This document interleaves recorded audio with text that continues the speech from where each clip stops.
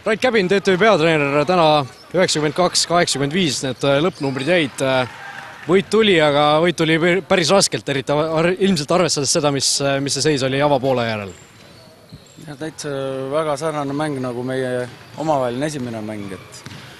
Alustasime väga hästi, poolajaks oli juba 10 meest mängida saanud ja kõik olid õnnestunud ja rääkisime, et eks nad hakkavad pressima ja me jääme surve alla, aga mingi 6 minutit oli mängitud, me olime ühe korvi saanud, suutsid meie rütmi ära lõhkuda ja tekkis selle väike vibra tuli peale ja ühele mehele ja teisele mehele ja kolmandale ja lõpuks hakati selle otsa vaatama ja läheb õnnega pooleks, tulime ikkagi välja sealt.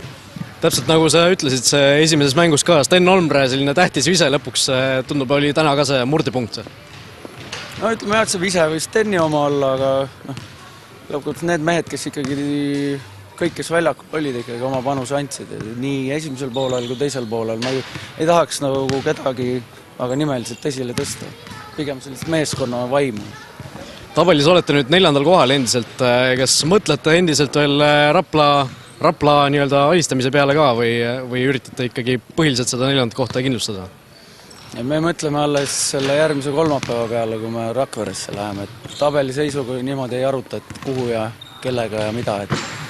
Et nagu tänagi, et okei, me lõpuks võitsime, aga me oleks võinud ka rahulikult tappa saada, et sealt 3., 6., 7. need võistkonnad on ikkagi nii võrdsed. Selge, aitäh!